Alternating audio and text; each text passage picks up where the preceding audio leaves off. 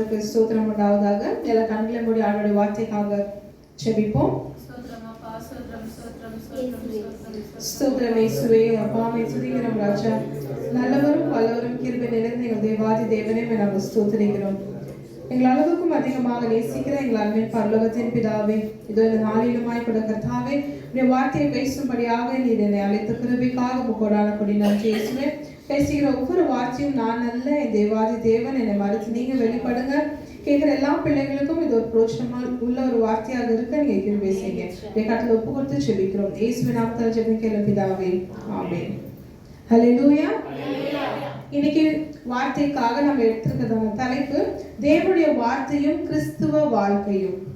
தேவனுடைய வார்த்தையும் கிறிஸ்துவ வாழ்க்கை, God's word in a Christian life. எடுத்து வாசிங்க. யோவான் 1 அதிகாரம் 1 வசனம். எல்லாரும் தெரிஞ்ச வசனம். ஆண்டவருடைய வார்த்தை அப்படின்னா என்ன? யோவான் வார்த்தை இருந்தது, அந்த வார்த்தை தேவனிடத்தில் இருந்தது, அந்த வார்த்தை தேவனாய் இருந்தது. இன்னைக்கு தேவனுடைய வார்த்தை அப்படின்னு சொன்னா நமக்கு தெரிஞ்ச ஒரே காரியம் என்ன அப்படின்னா பைபிள். ஆமாவா இல்லையா? நம்மளுக்கு இந்த பைபிள் தான் ஆண்டோடைய வார்த்தை. இதுல நம்ம ஆண்டோடைய வசனத்தை படிக்கிறதுனால இதுதான் ஆண்டோடைய வார்த்தை அப்படின்னு நினைக்கிறோம். ஆனா ஆண்டோடைய வசனம் எப்ப இருந்துச்சா? ஆதியில இருந்துச்சாம். நம்ம ஆதியாகமம் 1:1 பல தெரியும். ஆதியில என்ன ஆண்டவரும் வானத்து பூமி அப்பதான் படைக்கிறாரு. அப்போ அவர் படைக்கிறதுக்கு முன்னாடியே இருந்த ஒரு காரியம் ஆண்டோடைய வார்த்தை. ஆனா அந்த காலத்துல பிரிண்ட் இல்ல, பேப்பர் இல்ல, பிரிண்ட் அடிக்கிறதுக்கு வசதி இல்லை, எதுவுமே இல்லை. ஆனா எப்படி இந்த ஆண்டோடைய வார்த்தை இருந்துச்சு அப்படின்னு பார்த்தா ஆண்டவர் தான் என்ன வந்தாரு? வார்த்தையா இருந்தாரு. அவர் பேசின காரியம் வார்த்தையை குறித்து தான் நம்ம பார்க்கிறோம். இந்த பைபிள் மட்டும் ஆண்டோடைய வார்த்தை இல்லை. ஆண்டோடைய வார்த்தை அப்படின்னா அவர் பேசின ஒவ்வொரு காரியம் தான் எழுதப்பட்டிருக்கு. இதுதான் காட்ஸ் வேர்ட். இந்த ஆண்டோடைய வார்த்தையும் கிறிஸ்துவ வாழ்க்கைக்கு எவ்வளவு பிரோஜனமா இருக்கு, அதை நம்ம எப்படி எடுத்துக்கொள்ளணும் அப்படின்ற ஒரு வார்த்தையை குறித்து தான் இன்னைக்கு நம்ம என்ன செய்ய போறோம், பார்க்க போறோம். ஆண்டோடைய வார்த்தை அப்படின்றது ஒரு 3 காரியமா நம்ம பார்த்துட்டே வரலாம். ஃபர்ஸ்ட் மெயின் இம்பார்ட்டன்ட் டாபிக் வந்துட்டு ஃபவுண்டேஷன். ஆண்டோடைய வார்த்தை அப்படின்னு சொல்லி பார்க்கும்போது நம்மளுக்கு ஒரு அஸ்திபாரமா இருக்கு. அஸ்திபாரம்னா என்ன? அஸ்திபாரம் என்ன? ஃபவுண்டேஷன். சரி, ஒரு பில்டிங் கட்டுறீங்க. ஒரு பில்டிங் கட்டுறீங்கன்னா அதுக்கு மெயின் என்ன வேணும் அப்படின்னா ஒரு ஃபவுண்டேஷன் வேணும். சரியா? அந்த ஃபவுண்டேஷன் தான் என்ன பண்ணோம், அந்த ஃபுல் பில்டிங்கையும் சின்ன பில்டிங்கோ இல்லை பெரிய பில்டிங் என்ன செய்யும், அந்த ஃபவுண்டேஷன் எவ்வளோ ஸ்ட்ராங்காக இருக்கோ அதுக்கு தகுந்த மாதிரி தான் அந்த பில்டிங் என்ன பண்ண முடியும், நிலைநிறுத்த முடியும். சரி, அல்லது ஒரு மரம். ஒரு மரம் எப்படி அதோடைய ஃபவுண்டேஷன் என்ன அப்படின்னு பார்த்தீங்கன்னா அதோடைய வேறு. அந்த வேறு இந்த மண்ணை நல்லா பிடிச்சி நிற்கும் போது தான் அந்த மரம் என்ன செய்யும், ஸ்ட்ராங்காக வளரும். நிறைய மரம் 100 வருஷம் ஆச்சு, 200 வருஷம் ஆச்சு, 400 வருஷம் ஆச்சுன்றாங்க. எப்படி அதெல்லாம் அந்த மரம் என்ன செய்யுது, வேரூண்டி என்ன செய்யுது, நிற்குது பூமியில. அந்த ஒரு ஃபவுண்டேஷன் தான் இந்த ஆண்டோடைய வார்த்தை கிறிஸ்துவ வாழ்க்கைக்கு. இந்த வசனம், இந்த ஃபவுண்டேஷன் இல்லை அப்படின்னு சொன்னா நம்மளுடைய வாழ்க்கையும் அப்படிதான். ஒரு வேர் இல்லாத மரம் யாருன்னா வந்து தூக்கி போட்டா என்ன செய்யும், பறந்து போற மாதிரி. இல்ல காத்து அடிச்சுச்சுன்னா கீழே விழுகிற போல நம்ம என்ன செய்யணும், ஒரு வீக்கான ஒரு மனுஷனா நம்ம இருப்போம். முதல்ல என்ன, ஒரு ஃபவுண்டேஷன். ஆண்டோடைய வார்த்தை நம்மளுக்கு எப்படி இருக்கு, ஃபவுண்டேஷன். இந்த ஃபவுண்டேஷன் அப்படின்னு பார்த்தீங்கன்னா நம்மளுக்கு ரொம்ப முக்கியமான சில காரியம். இப்போ நம்ம உயிர் வாழ்றோம் அப்படின்னா நம்மளுக்கு என்ன தேவை? உயிர் வாழ்றதுக்கு என்ன தேவை? ஜீவன் தேவையா? சுவாசம் வர்றதுக்கு உனக்கு என்ன தேவை? ஆக்சிஜன். சரி, வேற வேற சாப்பாடு வேண்டாவா? யாருக்கும் சாப்பாடு வேணுமா வேண்டாவா? நம்ம காத்து இல்லைனாலும் என்ன செய்வோம், எப்படியோ வாழ்ந்துட்டு அங்கங்க வாழ்ந்துட்டு ஆக்சிஜன் வச்சுட்டு வாழ்ந்துட்டு போயிட்டே இருப்போம். ஆனா நம்மளுக்கு ரொம்ப முக்கியமானது என்ன? சாப்பாடு. எடுத்து வாசிங்க. மத்தேயு 4 அதிகாரம் 4 வசனம். Matthew chapter 4 verse 4.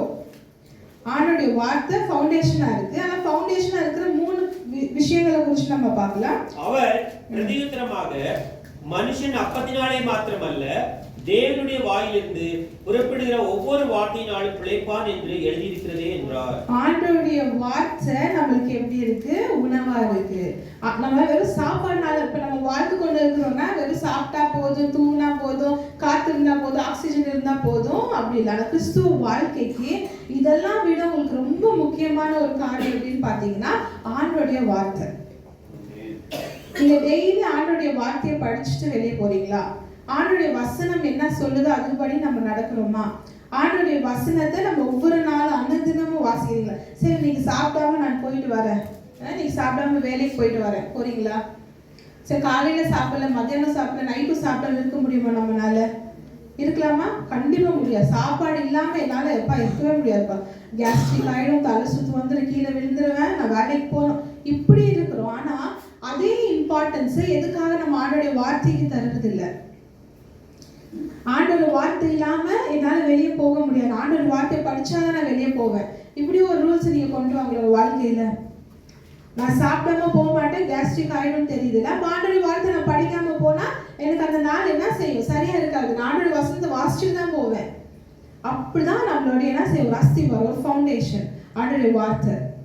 அதை நம்ம படிச்சுட்டு தான் நம்ம என்ன செய்யணும்? ஒவ்வொரு நாளும் அனுதினமும் நம்ம என்ன செய்யணும்? கடந்து செல்லணும். ஆண்டோடைய வார்த்தை முதலாவது இருக்கிற நம்ம ஃபவுண்டேஷன். சாப்பாடுனால மட்டும் இல்லை, ஆண்டோட வார்த்தையினால கிறிஸ்துவ பிள்ளைகள் வாழலாம். அடுத்து சங்கீதம் 119 105 வசனம். எல்லாரும் தெரிஞ்ச சங்கீதம் 119 105. Psalms 119:105.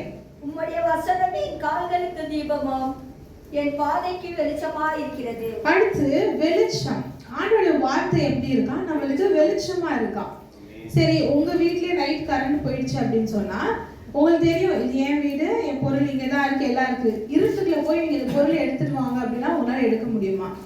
கண்டிப்பா என்ன செய்ய நம்மளால முடியாது. அப்பதான் டார்ச் எங்க இருக்கு, கேண்டில் எங்க இருக்கு, லைட் தீப்பெட்டி எங்க இருக்குன்னு தேடுவோம்ல. அந்த வெளிச்சம் தான் ஆண்டோடைய வார்த்தை. ஆண்டோடைய வார்த்தை எப்படி இருக்கா? நம்மளுக்கு வெளிச்சமா இருக்கா, பாதைகளுக்கு தீபமா இருக்கான். அப்போ இந்த வெளிச்சத்தை நம்ம என்ன செய்யணும்னா அனுதினமும் வாசிச்சு அனுதினமும் அதை என்ன செய்யணும்? கடைபிடிக்கிறவர்களா நம்ம இருக்கணும். ஃபவுண்டேஷனா நம்மளுக்கு ஆண்டோடைய வார்த்தை இருக்கு, வெளிச்சமாக இருக்கு. வெளிச்சம் எப்படின்னா, பகல்ல தானே நான் வெளியே போறேன், நான் பகல்ல தானே இருக்கேன், பகல்ல போகும்போது எதுக்கு ஆண்டோடைய வார்த்தை அப்படின்னு நீங்க கேட்டீங்க அப்படின்னா, வெளிச்சம் அப்படின்றது கண்ணு தெரியறதுக்காக மட்டும் இல்ல, எந்த வழி சரியான வழி, எந்த வழி தவறான வழி அப்படின்னு நமக்கு என்ன செய்யணும்னா உணர்த்துகிறதா இருக்கிறது ஆண்டோட வசனம். வெளிச்சமா இருக்குன்னா சரி இதான் டார்ச் போல டெய்லி பைபிள் எடுத்துனா பண்ணாதீங்க, இன்னும் வெளிச்சமே வரலன்ட்டு தேடாதீங்க. இது ஆண்டோட வசனம் வெளிச்சமா இருக்கு அப்படின்னா நீங்க அதை வாசிச்சு போனீங்க அப்படின்னா உங்களுக்கு தெரியும், ஓ இது தவறான வழி, இந்த வழிக்கு நான் போகக்கூடாது, பாவம் செய்யறாங்க இவங்க பக்கத்துல நான் உட்காரக்கூடாது. சங்கீதம் 1:1 நம்ம சொல்லுது, துன்மார்க்கம் செய்யற கூட உட்காராது நிக்காது, அப்போ இது தவறான வழி அப்படின்னு நம்மளுக்கு என்ன செய்யும்? இந்த வெளிச்சமா இருக்கிற ஆண்டோடைய வார்த்தை தான் நம்மளுக்கு சொல்லும். இது ரெண்டாவது. மூணாவது காரியம் யோவான் 17வது அதிகாரம் 17வது வசனம். ஜான் 17:17. உம்முடைய சத்தியத்தினாலே அவர்களை பரிசுத்தமாக்கும், உம்முடைய வசனமே சத்தியம். அடுத்து பரிசுத்தமாக்குமா. இந்த வசனம் நம்மள என்ன செய்யுமா? பரிசுத்தமாக்கும். எத்தனை பேர் விசுவாசமா சொல்றீங்க நான் பரிசுத்தமா இருக்கேன்? ஆண்டவர் வசனத்தை வாசிக்கிறீங்களா? டெய்லி அதன்படி நடக்கிறீங்களா? அந்த சத்தியம் தான் நம்மள என்ன செய்யுமா? பரிசுத்தமாக்கும். ஆண்டோடைய வார்த்தை நம்மள என்ன செய்ய போது? பரிசுத்தமாக்கும். பரிசுத்தம் இல்லாம பாவமான வழியில பாவம் காரியம் செய்றீங்க அப்படின்னா நீங்க பரிசுத்தமா ஆகல. காரணம் வேதத்தை நம்ம வாசிக்கல. ஆண்டோடைய வார்த்தை எப்படி இருக்கா? சத்தியமா இருக்கு. அந்த சத்தியம் ஆண்டோடைய வார்த்தையா இருக்கு. அதுதான் நம்மள என்ன செய்ய போதும்? பரிசுத்தமாகுது. நம்மள என்ன செய்யுது? பரிசுத்தமாகுது. நான் பரிசுத்தமாக என் பிள்ளைகள் நீங்களும் என்ன செய்யுங்க? பரிசுத்தவான்களா இருங்கன்னு சொல்லி ஆண்டோடைய வார்த்தை சொல்லுது. சரியா? இப்போ முதல்ல ஃபவுண்டேஷன் அஸ்திவாரத்துல 3 காரியத்தை குறிச்சு பார்த்தோம். முதல்ல ஆண்டோடைய வார்த்தை, அடுத்து வெளிச்சமா இருக்கு, நம்மள பரிசுத்தமாகும். 3 காரியத்தை பார்த்தோம். இப்போ ரெண்டாவது காரியம், ஏன் ஆண்டோடைய வார்த்தை நம்மளுக்கு தேவை? கிறிஸ்துவ பிள்ளைகளுக்கு எதற்காக ஆண்டோடைய வார்த்தை தேவை? எடுத்து வாசிங்க. 2 தீமோத்தேயு 3வது அதிகாரம் 16வது வசனம். முதல்ல 16 மட்டும் வாசிப்போம். 2 தீமோத்தி chapter 3 verse 16. வேத வாக்கியங்கள் எல்லாம் தேவ ஆவியினால் அருளப்பட்டிருக்கிறது. தேவனுடைய மனுஷன் தேறியவனாகவும் எந்த நற்கிரையும் செய்ய தகுதி உள்ளவனாகவும் இருக்கும்படியாக. இது ஆண்டோடைய வசனம் நம்மளுக்கு எப்படி உண்டாகி இருக்கு? இப்ப நீங்க நினைக்கிற மாதிரி இது ஒரு பிரிண்ட், யாரோ ஒரு மனுஷன் என்ன செஞ்ச அந்த வேலையே இல்லாம இந்த புக்கை எழுதி கிறிஸ்துவர்களுக்கு அப்படின்னா இது பைபிள் அப்படின்னு சொல்லி குடிச்சிட்டாங்க அப்படின்னு நம்ம நினைக்கலாம். ஆனா அது அப்படி கிடையாது. இது எது? இது என்னவா இருக்கு? வாசிக்க தொடங்க. ஃபர்ஸ்ட் லைன், வேத வாக்கியங்கள் எல்லாம் தேவ ஆவியினால் அருளப்பட்டது. இது ஒன்றும் சாதாரண புக் படிக்கிற மாதிரி நீங்க படிக்கிற புக் மாதிரி கிடையாது. நீங்க படிக்கிற நியூஸ் பேப்பர் கிடையாது, நீங்க படிக்கிற ஒரு கதை புக்கு கிடையாது. இது ஆவியினால ஏவப்பட்டது. இது சத்தியமானது. இதுதான் ஆண்டோடைய வசனம். ஏன் கிறிஸ்துவ வாழ்க்கை இது தேவை அப்படின்னா, தொடர்ந்து வாசிய வசனத்தை திரும்ப. வேத வாக்கியங்கள் எல்லாம் தேவ ஆவியினால் அருளப்பட்டிருக்கிறது. தேவனுடைய மனுஷன் தேறியவனாகவும் எந்த நற்கிரியை செய்ய தகுதி உள்ளவனாகவும் இருக்கும்படியாக 17 வாசிங்க. அவைகள் உபதேசத்துக்கும். எதுக்கு ஆண்டுடைய வசனம் தேவை அப்படின்னா உபதேசிக்க. உபதேசிக்கம் அப்படின்னா இங்கிலீஷ்ல வந்துட்டு டீச்சிங் அப்படின்ட்டு இருக்கு. இப்போ நம்ம ஒருத்தவங்களுக்கு போய் சொல்றோம், ஒரு இடத்துல புத்தி சொல்ற ஒரு இடத்துல இருக்கிறோம் அப்படின்னா, ஒரு டீச்சரா, ஒரு ஸ்டூடெண்டா, ஒரு அம்மாவோ, ஒரு அப்பாவோ, ஒரு அக்காவோ, ஒரு தம்பியோ, தங்கச்சி ஏதாவது இருக்கும் அப்படின்னா, நீங்க புத்தி சொல்லணும் அப்படின்னா நீங்க வேத வசனத்தை படிச்சவர்களா இருக்கணும், வேத வசனத்தை தெரிஞ்சவர்களா இருக்கணும். இப்ப இந்த வேத வசனம் நம்மளுக்கு என்ன சொல்லுதுன்னா, நம்மளுக்கு ஒரு போதனையை கொடுக்குது, நம்மளுக்கு ஒரு டீச்சிங்கை கொடுக்குது. இதை செய் போதனைன்னா என்ன? ஆண்டோடைய வசனம் இப்படி சொல்லுது, அது சொல்லுது அப்படி கிடையாது. என்ன சொல்லுது? நல்லது சொல்லுது. இதை செய்யுங்க, இதை செய்யாதீங்க, இது நல்லது, இது கெட்டது. அதுதான் ஆண்டோடைய வார்த்தை. 2 மரத்தை வச்சு ஆண்டவர் என்ன சொன்னாரு? இது நல்ல கனி, இது கெட்ட கனி. எது? நீ எடுக்கிறத எடுத்துக்கோ. ஆசீர்வாதம் சாபம், நீ எடுக்கிறத எடுத்துக்கோ. ஆமா தானே? நல்லதையும் சொல்லி தர்றது தான் ஆண்டோடைய வார்த்தை, கெட்டதை நீ செய்யாதுன்னு சொல்லி தர்றது தான் ஆண்டோடைய வார்த்தை. இதுதான் போதனை. ஆண்டோடைய வசனம் நம்ம கிறிஸ்துவர்களுக்கு என்ன செய்யுதுன்னா போதிக்குது. நீங்க போதனை இல்லாம சரியான பாதையில இல்ல, நீங்க உங்க இஷ்டத்துக்கு அலையறீங்க அப்படின்னா ஆண்டோடைய வார்த்தை நீங்க என்ன செய்யல, படிக்கல அப்படின்னு தான் அர்த்தம். தொடர்ந்து வாசிங்க. கடிந்து கொள்ளுதலுக்கும் சீர்திருத்தலுக்கும். கடிந்து கொள்றதுக்கு தான். இப்போ கடினமா ஊழியக்கார வசனம் பேசும்போது இல்ல போதகர்கள் பேசும்போதோ கடினமா பேசுவாங்க. இதை நீங்க செய்வீங்க, செய்யாதீங்க அப்படின்னா நம்ம என்ன செய்வோம்? என்ன இந்த ஊழியக்கார எப்ப பார்த்தாலும் இதை பண்ண, அதை பண்ண, அதை செய்யாத, இது கொட்ட சொல்றாரு, என்ன குத்துறாரு, வசனம் குத்துது வைக்குதுன்னு பேசுறீங்க அப்படின்னா வசனம் உங்களுக்குள்ள இல்ல. கிறிஸ்துவ வாழ்க்கைக்கு உகந்த ஒரு பிள்ளைகளா நம்ம என்ன செய்யல, வாழல அப்படின்னு அர்த்தம். ஆண்டோடைய வார்த்தை என்னன்னா கடிந்து தான் புத்தி சொல்லும். உன்னை கூட்டிட்டு வந்து பக்கத்துல வச்சு நாய்க்குட்டியை தடவி கொடுக்குற மாதிரி தடவி கொடுத்து, நீ நல்லா இருப்ப, நீ ஆசீர்வாதமா இருப்ப, இப்படி செய் அப்படி, அது மட்டும் கிடையாது. கடிந்து சொல்றதுதான் ஆண்டோடைய வார்த்தை. வாசிங்க. சீர்திருத்தலுக்கும். அப்பதான் நீங்க சீர்திருத்துவீங்க. கடிந்து புத்தி சொல்ற ஆண்டோட வார்த்தை நீங்க கேட்கும் போதுதான் நீங்க சீர்திருந்தி நீங்க இருக்க முடியும். இல்ல அப்படின்னா இப்ப நீங்க இருக்கிற இந்த ஒரு கஷ்டமான பாதை, நிஷ்டூரமான பாதை, கவலையான பாதை, துக்கமான பாதை, இதே பாவமான வழியில தான் இருப்பீங்க. கணிந்து கொண்டு புத்தி சொல்லும் போது மட்டும் தான் நீங்க என்ன செய்வீங்க, சீர்திருத்தி ஆண்டோடைய வார்த்தைகளை கேட்டு சரியான பாதைகளை நீங்க என்ன செய்ய முடியும், கடைபிடிக்க முடியும். வாசிங்க. நீதியை படிப்பிக்குதலுக்கும் பிரயோஜனம் உள்ளவைகளா. அடுத்து என்ன பண்ண முடியும்னா இங்கிலீஷ்ல நீங்க போடுறது ட்ரைனிங் இன் ரைச்சியஸ்னஸ். அடுத்து நீங்க என்ன பண்ண முடியும், நீங்க ஒரு சில பேரை ட்ரெயின் பண்ண முடியும். இப்போ நீங்க ஆண்டோடைய வார்த்தையை படிச்சு அதன்படி கேட்டு அதன்படி நடக்கிறீங்க அப்படின்னு சொன்னா நீங்க அடுத்து என்ன பண்ணுவீங்க, அடுத்தவங்களுக்கு புத்தி சொல்லுவீங்க. யார் அடுத்தவங்க இருக்கலாம்? உங்க பிள்ளைகளா இருக்கலாம், இல்ல நீங்க வேலை செய்யற ஸ்தலங்கள்ல இருக்கலாம், இல்ல சபையில இருக்கலாம். அதுக்கிட்ட இது ஒன்றும் ஊழியக்காரர்கள் செய்யற வேலை கிடையாது, புத்தி சொல்ற வேலை, அவ்வளவுதான். சரியா? அடுத்து வாசிங்க. இது வந்துட்டு ஏன் கிறிஸ்துவர்களுக்கு ஆண்டோடைய வார்த்தை முக்கியம். முதலாவது டீச்சிங், உபதேசம் கிடைக்கும் ஆண்டோடைய வார்த்தையில. அடுத்து வாசிங்க. எபிரேயர் 4வது அதிகாரம் 12வது வசனம். Hebrews chapter 4 verse 12. தேவனுடைய வார்த்தையானது ஜீவனும் வல்லமையும் உள்ளதாயும் இருபுறமும் கற்குள்ள எந்த பட்டயத்திலும் கற்கானதாயும். ஆண்டோட வார்த்தை எப்படி இருக்கா, ஜீவன் உள்ளதா இருக்கு. ஆண்டோட வார்த்தை எப்படி இருக்கா, இன்னைக்கும் வாழ்ந்துட்டு இருக்கு. நீங்க நினைக்கலாம் இது ஏதோ ஒரு வருஷம், 2000 வருஷம் 3000 வருஷம் முன்னாடி எழுதப்பட்டதா இருக்கும், இன்னும் எப்படி இந்த வார்த்தை எனக்குள்ள கிரியை செய்ய போதும். ஒவ்வொரு டைம் நம்ம வாக்குத்தத்த வசனம் எடுக்கும் போது கூட நம்மளுக்கு அது தோணலாம், ஆண்டோட வாக்குத்தத்த வசனம் கொடுத்துட்டாரு, இது எனக்கு நிறைவேறுமா அப்படின்ட்டு. அப்படி நினைக்காதபடிக்கு ஆண்டோட வசனம் எப்படி இருக்கா, இன்னைக்கும் ஜீவன் உள்ளதா இருக்கு. இது இன்னைக்கும் என்ன இருக்கு, வாழ்ந்து கொண்டுதான் இருக்கு. அப்ப என்ன அர்த்தம், நீங்க வசனத்தை வாசிக்கிறீங்க அப்படின்னா இது ஒன்றும் பாஸ்ட் கிடையாது.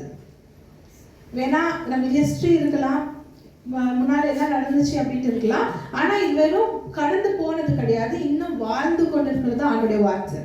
இன்னைக்கும் ஜீவன் உள்ளதா இருக்கு, இது வாழ்ந்து கொண்டு இருக்கு. அப்போ அதை நம்ம வாசிக்கும் போது, அதை நம்ம கடைபிடிக்கும் போது நம்மளோட வாழ்க்கை என்ன செய்யும், அது போலவே மாறும். ஆசீர்வதிப்பேன் என்று முதல் ஒன்று ஆசீர்வதமா இருப்பா என்று சொல்லிச்சு அப்படின்னு வசனம். ஆனா என்ன செய்யும், இன்னையில தான் உங்களை ஆசீர்வதிக்கிறார். இது பழைய வசனம், என்னுடைய 10 வருஷம் முன்னால உள்ள வசனம் அன்னைக்கு மட்டும் தான் ஆண்டவர் ஆசீர்வதிப்பாரு, இது போன வருஷத்துக்குள்ள வாக்கு தத்துவம் போன வருஷத்தோட முடிஞ்சிச்சு கிடையாது. அந்த வருஷம் உங்களை வாழ்க்கை தோறும் உங்களுடைய ஜீவன் இருக்கிற வரைக்கும் அந்த வாக்கு தத்துவம் என்ன செய்யும், அப்படியே நடக்கும். அதுதான் ஆண்டவருடைய வார்த்தை என்ன செய்யுது, ஜீவன் உள்ளதா இருக்கு. அடுத்து எடுத்து வாசிங்க எபேசியர் 6வது அதிகாரம் 17வது வசனம். Ephesians chapter 6 verse 17.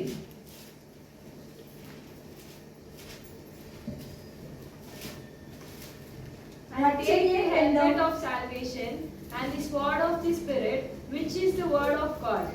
நெக்ஸ்ட் எப்படின்னா ஆண்டோடைய வார்த்தை எப்படி இருக்கா, ஒரு ஸ்வாட போல இருக்கான். தமிழ்ல என்ன ஸ்வாட்னா என்ன, பட்டயத்தை போல இருக்கான். பட்டயம் எப்படி இருக்கும், குத்தாது, யாருமே குத்தாது இல்லையா, அப்படியே மலங்கி போயிருக்கும், ஒண்ணுமே பண்ண முடியாது, அதை வச்சு ஒண்ணுமே செய்ய முடியாது, சும்மா ஷோகேஸ்ல மட்டும் வைக்கலாம். அப்படியா, எப்படி இருக்கும் பட்டயம், எப்படி இருக்கும், ரொம்ப ஷார்ப்பா இருக்கும். போன வசனம் நீங்க நம்ம வாசிக்கும் போது தெரிஞ்சுப்போம்.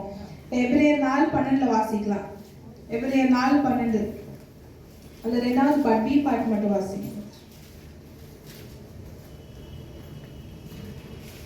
எபிரேயர் 4வது அதிகாரம் 12வது வசனம். விசேஷ ஊழியத்தின் வேலைக்காக எபிரேயர் 4வது அதிகாரம் தேவனுடைய வார்த்தையானது ஜீவனும் வல்லமையும் உள்ளதாயும் இருபுறமும் கருக்குள்ள எந்த பட்டயத்திலும் எப்படி இருக்கு, இருக்குள்ள கருக்குள்ள பட்டயமா இருக்கு. ஆண்டவரே அப்படி ரெண்டு சைடுமே ஷார்ப்பா இருக்கு. அதான் ஆண்டவருடைய வார்த்தை. இப்போ நீங்க வந்துட்டு ஒரு வாருக்கு போறீங்க அப்படின்னா அவங்க எப்படி இருக்கும், ஒரு சைடு ஷார்ப்பா இருக்கும், இல்லைன்னா முன்னால மட்டும் ஷார்ப்பா இருக்கும், அவ்வளவு. ஒரு பக்கம் வந்துட்டு எப்படின்னா எப்பவுமே சாஃப்டா தான் இருக்கும், அது பக்கம் குத்த முடியாது. ஆனா ஆண்டவருடைய வசனம் நீங்க எந்த பக்கம் திருப்பினாலும் எல்லா செய்யும் உங்களை குத்திட்டே இருக்கும்.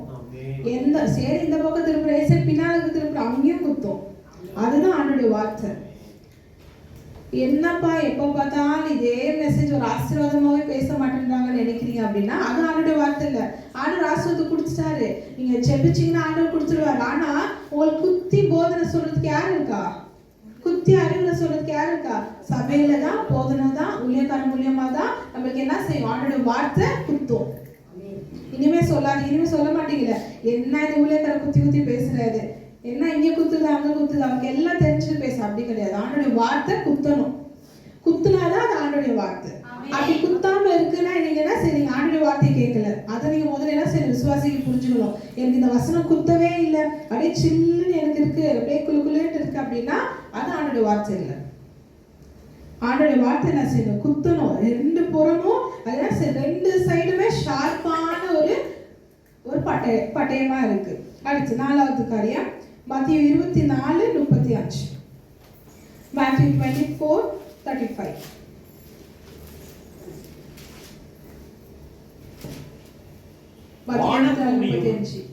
வானமும் பூமியும் ஒளிந்து போம், என் வார்த்தைகளோ ஒளிந்து போவதில்லை. ஆண்டவருடைய வார்த்தை என்ன செய்தா என்னைக்குமே ஒளிந்து போகாது. அது it never fails. ஆண்டவருடைய வார்த்தை எப்பயுமே என்ன செய்யாது, ஒளிந்து போகும். வானம் பூமி வேதத்துல நம்ம வாசிக்கிறோம், ஒரு புதிய வானம் சிருஷ்டிக்கப்படும், புதிய பூமி சிருஷ்டிக்கப்படும். இந்த பலசெல்லாம் என்ன செய்ய போகுது, வெந்து உருகி போக போகுது. ஆனால் அந்த டைம்லயும் ஆண்டவருடைய வார்த்தை இருக்கும். ஆண்டவர் வார்த்தை இப்ப நீங்க நிறைய இடத்துல நம்ம என்ன செய்யறோம், சாட்சிகள் கேட்கிறோம். ஊழியர்கள் போகும்போது என்ன செஞ்சாங்க அப்படின்னா வேதத்தை என்ன செய்யறாங்க, தூக்கி போட்டு கிழிச்சு எரிக்கிறாங்கன்ட்டு. இந்த பிசிக்கலா நீங்க பாக்குற பைபிள் இன்னும் கொஞ்ச நாள் நம்ம கையில இருக்காது. அதுதான் நம்ம என்ன செய்யணும், அவருடைய வசனத்தை நம்மளுடைய இதயத்துல வைக்கணும். பைஹார்ட் பண்ணிக்கோங்க எல்லா வசனம். ஒரு நாள் என்ன செய்ய போறோம், பைபிளே இல்லாம இருக்க போறோம். சரி பைபிள் இல்லைன்னா இந்த போன் இருக்கும், நான் போனை வச்சு படிச்சுக்கிறேன்னீங்கன்னா போனும் கிடைக்காது. போன்ல இந்த பைபிள் அப்படிங்கிற ஆப்பே கிடைக்காது. அப்படியாப்பட்ட காரியங்கள் எனக்கு கொடிய காலங்கள்லாம் வரப்போகுது. அப்போ ஆண்டோடைய வார்த்தை என்ன செய்யும், அது மாறாது. அன்னைக்குமே ஆண்டவர் சொன்ன வசனம் என்ன செய்யும், நிறைவேறும். ஆனா மேபி நம்மளால பார்க்க முடியாது, பிசிக்கலா பைபிளை தூக்கிட்டு போக முடியாது. ஆனால் ஆண்டோடைய வார்த்தை அன்னைக்குமே மாறாது. நீ அக்கினியில இருந்தாலும் என்ன செய்ய வெந்து போக மாட்டேன், ஆண்டவர் வசனம் சொல்லுதுன்னா அப்பயும் கர்த்தர் அந்த வசனத்தின் ஏற்பதான் நம்மளை நடத்துவார். அதுதான் ஆண்டோடைய வார்த்தை. இன்னைக்கு போது நாளைக்கு போச்சு, நாளைக்கு மட்டும்தான், இன்னைக்கு மட்டும்தான் ஆண்டோடைய வசனம் கிடையாது. எந்த வருஷம் கேட்டாலும், எத்தனை வருஷம் முன்னாலும் நீங்க வாக்குத்தத்த வசனத்தை எடுத்திருந்தாலும் அந்த வாக்குத்தத்த வசனத்தின்படியே கர்த்தர் இன்னும் இனியும் எப்போதும் நம்மளை என்ன செய்வோம், வழி நடத்துவார். இது 2வது காரியம். ஏன் கிறிஸ்துவர்களுக்கு ஆண்டோடைய வார்த்தை தேவை. முதலாவது ஃபவுண்டேஷன் அப்படின்னு பார்த்தோம், அதுல 3 காரியம் பார்த்தோம். 2வது ஏன் ஆண்டோடைய வார்த்தை கிறிஸ்துவர்களுக்கு முக்கியம் அப்படின்னு பார்த்ததுல 4 காரியம் பார்த்தோம். இது மூணாவது. கிறிஸ்துவ பிள்ளைகள் ஆண்டுடைய வார்த்தையை வச்சு என்ன செய்யணும்? எடுத்து வாசிங்க. 1 பேதுரு 2வது அதிகாரம் 2வது வசனம். எல்லாரும் தெரிஞ்ச வசனம் தான். கிறிஸ்துவர்களா இருக்கிற நீங்களும் நாங்களும் நம்ம ஆண்டுடைய வார்த்தையை எப்படி கைப்பிடிக்கணும், என்ன செய்யணும் அதை வச்சு. 1 பேதுரு 2:2. சகல துர்க்குணத்தையும் சகலவித கபடத்தையும் வஞ்சகங்களையும் பொறாமைகளையும் சகலவித புறங்கூறுதலையும் ஒழித்துவிட்டு. 1 பேதுரு 2வது அதிகாரம் 2வது வசனம். As newborn babies, desire the pure milk of the word, that you may grow thereby. 1 பேதுரு 2வது அதிகாரம் 2வது வசனம். ஒரு புதிய குழந்தையை போல, ஒரு புது குழந்தை. அது தமிழ்ல 3வது அதிகாரம். சரி, 3வது வசனம். நீங்கள் ரட்சிப்புக்கென்று வளரும்படி புதிதாய் பிறந்த குழந்தைகளைப் போல திருவசனமாகிய களங்கமே இல்லாத ஞானப்பாலின் மேல் வாஞ்சியாய் இருங்கள். ஆண்டவர் என்ன சொல்றாருன்னா, ஒரு புதிய குழந்தைய போல. இப்போ ஒரு புது குழந்தை இருக்கு அப்படின்னா அதுக்கு பைக் ஓட்ட தெரியுமா? தெரியாது. கார் ஓட்ட தெரியுமா? ரன்னிங் ரேஸ் போகுமா? எதுவுமே தெரியாது. அது எப்படி எதுவுமே தெரியாது. அதுக்கு எப்படி நிக்கணும், எப்படி நடக்கணும், எப்படி திரும்பணும், எதுவுமே தெரியாது. நான் போகதான் என்ன செய்வோம், ஒன்னொரு காரியமா அதெல்லாம் செய்ய கத்துப்போம். அப்போ கிறிஸ்துவுக்குள்ள ஆண்டோடைய வார்த்தைகளை நம்ம படிக்கிறோம் அப்படின்னா நம்மளும் ஒரு குழந்தைய போல மாறணும். இந்த வசனம் தானே எனக்கு தெரியும், இந்த பாட்டு தானே நான் பாடுவேன், சுவிசேஷம் தானே நான் அறிவிப்பேன், எனக்கு எல்லாமே தெரியும், எல்லாம் தெரியும். அப்படி சொல்றது கிறிஸ்துவ வாழ்க்கை இல்லை. எனக்கு எதுவும் தெரியாது, எனக்கு எல்லாம் தெரிஞ்சாலும் இந்த வேதத்தை நீங்க 100 வாட்டி படிச்சிருந்தாலும் இன்னும் எனக்கு ஒண்ணுமே தெரியாது. கிறிஸ்துவுக்குள்ள வரும்போது ஒரு புது குழந்தைய போல எல்லாரும் இங்க வந்து தவந்துட்டு இருக்காங்க. இடம் பத்தாது, சரியா? ஆணுடைய மத்தியில் ஆணுடைய பிள்ளைகளா இருக்கிற நம்ம, கிறிஸ்துவர்களா இருக்கிற நம்ம ஒரு புது குழந்தைய போல ஒண்ணுமே தெரியாத வண்ணமாக என்ன செய்யணும், ஆண்டோடைய வசனத்தை அனுதினமும் வாசிச்சுட்டே இருக்கணும். நான் போன வருஷம் பைபிளை முடிச்சுட்டேன், திரும்ப நான் ஏன் ஆதியாகமத்திலிருந்து வரணும், நான் முடிச்சதை விட்டு நீ படிக்க மாட்டேன் அப்படிங்கிற. திரும்ப வாசிங்க, ஆண்டவர் அங்கிருந்து புதிய வார்த்தையோட பேசுவார். ஏன்னா ஒரு புதிய குழந்தைய போல நம்ம என்ன செய்யணும், மாறணும். 2வது, லூக் சாப்டர் 11 verse 28. லூக்கா சுவிசேஷ புத்தகம் 11வது அதிகாரம் 28வது வசனம். லூக் 11:8. அதற்கு அவர், அப்படியானாலும் தேவனுடைய வார்த்தையை கேட்டு அதை காத்துக் கொள்கிறவர்களே அதிக பாக்கியவான்கள் என்றார். யார் பாக்கியவானா இருக்கிறாங்கன்னா, ஆண்டவருடைய வார்த்தையை கேட்டு அதன்படி என்ன செய்யணுமா நடக்கிறவர்களாக. இங்கிலீஷ்ல ரொம்ப அழகா இருக்கு, எப்படின்னா லிசன், அதாவது ஹியர் அண்ட் ஒபே. கேட்டுட்டு நான் இந்த காதுல வாங்கி இந்த காதுல எடுத்துட்டு நனசரை விட்டுட்டு போயிடுறேன் அப்படின்னு கிடையாம அதன்படி நடக்கிறவர்களாக நம்ம என்ன செய்யணுமா இருக்கணும். ஆண்டோடைய வார்த்தை படிக்கிறது மட்டும் இல்ல, ஆண்டவர் போதகர்கள் பேசும்போது என்ன செய்யும், அதை சொல்லுவாங்க, சபையில் ஆண்டோட வசனம் சொல்லி சபையில ஆவியானவர் பேசும்போது காதுள்ளவர்கள் கேட்கிறவர். காது இருக்கா எல்லாருக்கும்? அப்ப என்ன செய்யணும், அதை கேட்கணும். கேட்டுட்டு அப்படியே இங்கேயே விட்டுட்டு நான் வெளியே போயிடுவேன். என்ன செய்வேன், ஆண்டவர் நீ சொல்ல என்ன வசனம் கேட்ட எல்லாத்தையும் என்ன செய்ய சபையிலே விட்டுட்டு நான் வெளியே போயிடுவேன் கிடையாது. அதன்படி நடக்கிறவர்களா இருக்கணும். நீங்க சபையில கேட்டுட்டு நீங்க வெளியே போய் அதுல கிரியை செய்கிறவராக இருக்கணும். அதுதான் அதோடைய பலன். நீங்க அதன்படி நடக்கிறவர்களாக நம்ம இருக்கணும். இதுக்கு ஒரு எக்ஸாம்பிள் பார்க்கலாம். எடுத்து வாசிங்க. Matthew chapter 7 verse 24 to 27. மத்தேயு 7வது அதிகாரம் 24ல இருந்து 27வது வசனம். ஆகையால் நான் சொல்லி இந்த வார்த்தைகளை கேட்டு இவைகளின்படி செய்கிறவன் எவனோ அவன் கண்மலையின் மேல் தன் வீட்டை கட்டின புத்தியுள்ள மனுஷனுக்கு ஒப்பிடுவேன். இப்போ ஆண்டோடைய வார்த்தையை சொல்றது, அதான் ஆண்டோடைய வார்த்தை. இதை சொல்றத நீங்க கேட்டு நடக்கிறீங்க அப்படின்னா நீங்க யாரா இருக்கீங்க, ஞானவான்களா இருக்கீங்க, வைஸ் மேன். நான் புத்தி இல்லாம இருக்கேன், புத்தியே இல்லை அப்படின்னா நீங்க ஆண்டோடைய வார்த்தையை கேட்கல. புத்தி உள்ளவர்களா இருக்கிறீங்க அப்படின்னு சொன்னா நீங்க என்ன செய்வீங்களா, ஆண்டோடைய வார்த்தையை கேட்கிறவர்களாகவும் அதன்படி செய்கிறவர்களா இருப்பீங்க. தொடர்ந்து வாசிங்க. பெருமலை சொரிந்து பெருவெள்ளம் வந்து காற்று அடித்து அந்த வீட்டின் மேல் மோதியும் அது விழவில்லை, ஏனென்றால் அது கண்மலையின் மேல் அஸ்திபாரம் போடப்பட்டிருந்தது. இப்போ இந்த புத்தியுள்ள மனுஷன் என்ன செய்யறான் அப்படின்னா, அவனோட வீடு எங்க கட்டியிருக்கான், பாலான நிலத்துல கட்டியிருக்கானா, எங்க அஸ்திபாரமா இருக்கிற அந்த ராக் கண்மலை மேல கட்டப்பட்டிருக்கான்.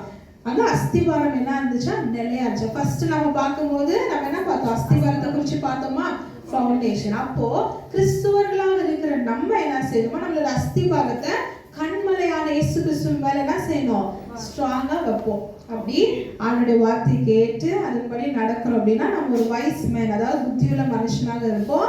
புத்தியுள்ள மனுஷனா இருந்தீங்க அப்படின்னா நீங்க கண்மலை மேல இருக்கிற ஒரு ஸ்ட்ராங்கான அஸ்திபாரம் போடப்பட்ட ஒரு கிறிஸ்துவ பிள்ளைகளாக, தேவனுடைய பிள்ளைகளாக இருப்பீங்க. தொடர்ந்து வாசிங்க. நான் சொல்லிய இந்த வார்த்தைகளை கேட்டு இவைகளின்படி செய்யாதிருக்கிறவன் எவனோ அவன் தன் வீட்டை மணலின் மேல் கட்டின புத்தி இல்லாத மனுஷனுக்கு ஒப்பிடப்படுவான். பெருமழை சொரிந்து பெருவெள்ளம் வந்து காற்று அடித்து அந்த வீட்டின் மேல் மோதின போது அது விழுந்தது, விழுந்து முழுவதும் அழிந்தது என்றார். இப்போ நீங்க ஆண்டோட வார்த்தையை கேட்டு அதன்படி நடக்காம இருக்கிறீங்க அப்படின்னு சொன்னா நீங்க எப்படி இருக்கீங்கன்னா புத்தி இல்லாத ஒரு மனுஷனை போல இருந்தீங்க. புத்தி இல்லாத மனுஷன் எப்படி செய்வானா, ஒரு பீச் கிட்ட போய் பீச் வீடு கட்டி அந்த வீட்டுல குடியிருந்த மாதிரிதான். அந்த மண்ணை, சின்ன பசங்களை வீடு கட்டுவது நம்மளும் கட்டியிருப்போம். அந்த மண்ணை வச்சு வீடு கட்டுற மாதிரி கட்டியிருப்போம்ல, இதுதான் என் வீடு. நீங்க என்ன செய்யும், அந்த மண்ணான வீட்டுல தான் இருக்கிறீங்க. அப்போ அந்த மண் என்ன செய்யும், அலை வரும்போது அது கரைஞ்சி அடிச்சு என்ன செய்யும், ஒன்றும் இல்லாம ஆயிடும். அப்படிதான் கிறிஸ்துவ வாழ்க்கையில நம்ம இருக்கிறோம். அந்த அஸ்திபாரம் கிறிஸ்துவுக்குள்ள சரியா இல்லாதனாலதான் பாவம் வரும்போது யாராவது வந்து இருந்தாப்பா கொஞ்சம் சிகரெட் அடி அப்படின்னா செய்வோம், சிகரெட் அடிச்சிடுவோம். ஏன்னா அவங்க சொன்னாங்கல்ல, பெரியவங்க சொன்னாங்கல்ல, அதனால பண்ணிட்டேன், தப்பா செஞ்சுட்டேன். பெரியவங்க பொய்யை சொல்லிடு அப்படின்னா நம்ம சொல்லிடுவோம். ஏன்னா நம்மளோட அஸ்திபாரம் கிறிஸ்துவுக்குள்ள நிறையா இல்லை. யாராவது வந்து வா இந்த கோயிலுக்கு போவோம், இந்த சாமி கும்பிட்டு வருவோம் அப்படின்னா சரி உடனே சரி வரேன் அப்படின்ட்டு நம்மளாம் அவங்க போவோம். அவங்க கூட போயிட்டு நம்மளும் அவங்க செய்யற காரியத்தை செய்வோம். அப்ப என்ன செய்யணும், நம்மளோட அஸ்திபாரம் கிறிஸ்துவுக்குள்ள நிலையா இல்லை. இது என்ன பாடுகள் வந்தாலும் நீங்க நிலையா நிற்கணும் அப்படின்னு சொன்னா ஆண்டோடைய வார்த்தையை கேட்டு அதன்படி நீங்க என்ன செய்யணும், நடக்கிறவர்களாக இருக்கணும். ஆண்டோடைய வார்த்தையை கேட்டு நீங்க நடக்கிறவர்களாக இருந்தீங்க அப்படின்னா நீங்க புத்தியுள்ளவர்களாக இருப்பீங்க. இது வெளிச்சமாக உங்களை என்ன செய்யும், இதை செய் இதை செய்யாது அப்படின்னு உங்களுக்கு என்ன செய்யும், கடிந்து புத்தி சொல்ற ஒரு காரியமா இருக்கும். அடுத்து வாசிங்க, யாக்கோபு 1:22 வசனம். James chapter 1 verse 22.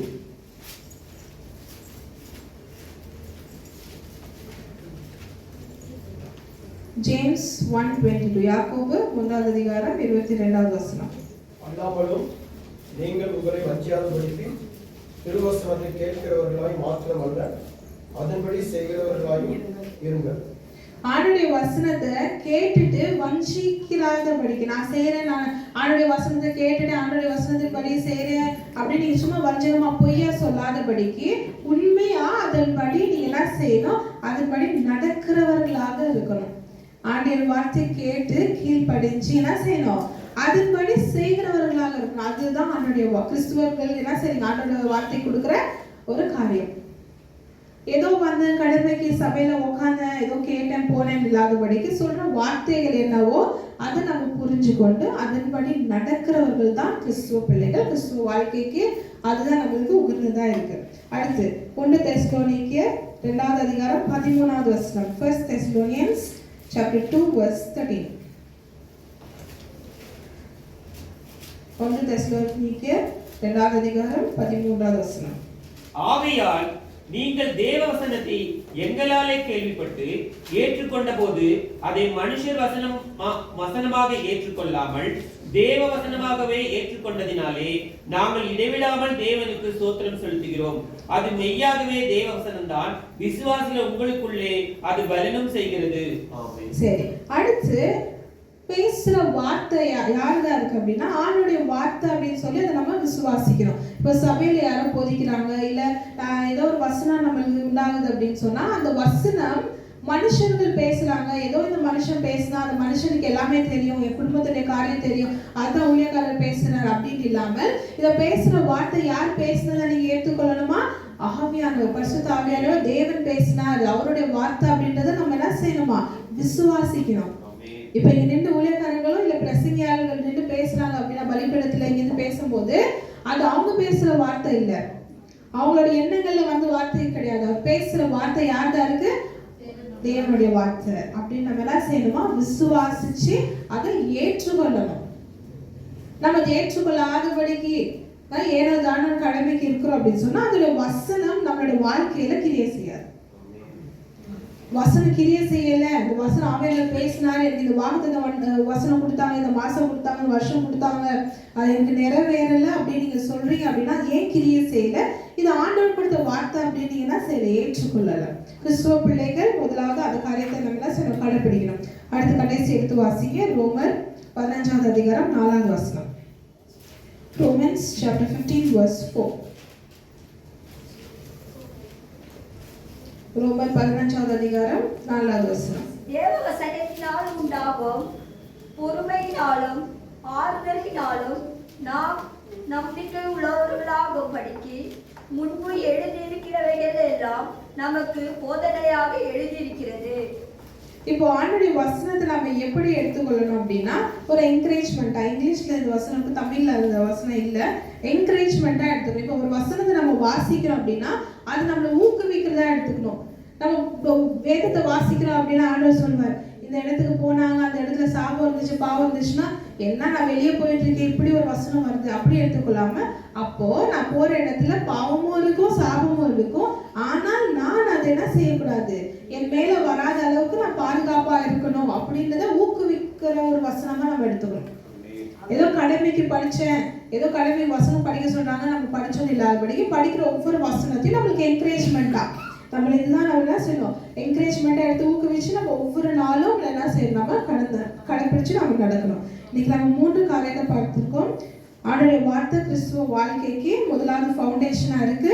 அடுத்து கிறிஸ்துவ அந்த வார்த்தையை வச்சு நம்ம என்ன செய்யணும் அப்படின்னு ஒரு 4 காரியத்தை குறித்து பார்த்தோம். அப்புறம் கிறிஸ்துவர்கள் ஆண்டோடைய வார்த்தையை வைத்து என்ன செய்யணும் அப்படின்ட்டு ஒரு 5 காரியத்தை குறித்து நம்ம பார்த்துருக்கிறோம். ஆண்டோடைய வசனத்தை கேட்டு அதன்படி செய்கிறவர்களா நம்ம இருக்கிறோம் அப்படின்னா நம்ம ஒரு புத்தியுள்ள மனுஷனாக கிறிஸ்துவ வாழ்க்கைக்கு உகந்த பிள்ளைகளாக நம்மளால என்ன செய்ய முடியும், வாழ முடியும். ஆமென். கேட்ட வசனத்துக்காக எல்லாம் நம்ம ஜெபிப்போம். ஸ்தோத்திரம் இயேசுவே, ஸ்தோத்திரம் அப்பாவை துதிக்கிறோம் ராஜா. எங்கள் அளவுக்கும் அதிகமாக நேசிக்கிற எங்கள் அன்பின் பரலோகத்தின் பிதாவே, இது ஒரு நாளிலுமாக கர்த்தாவே தேவனுடைய வார்த்தை கிறிஸ்துவ வாழ்க்கைக்கு எப்படிப்பட்டதா இருக்கின்ற சில காரியங்களை குறித்து அப்பா நீங்க இங்க மறைச்சிங்க வெளிப்பட்ட கிருபைக்காக நன்றி. இதை பேசின ஒவ்வொரு வார்த்தைகளும் ஒவ்வொரு தேவ பிள்ளைகளுக்கும் இது புரோஷமாக இருக்க கிருபை செய்யுது. இப்படி கேட்டு அப்படி நடக்கிறவர்களாக மாற்றுங்க. ஒவ்வொருத்தரையும் புத்தி உள்ளவர்களாக நீ மாற்றி உடைய வசனம் ஆண்டவரே வெளிச்சமாக சரியான பாதையில் நடக்க கிருபை செய்யுங்க. கருத்துல ஒப்பு கொடுத்து ஜெபிக்கிறோம். இயேசுவின் நாமத்தில் ஜெபிக்கிறோம் பிதாவே, ஆமென்.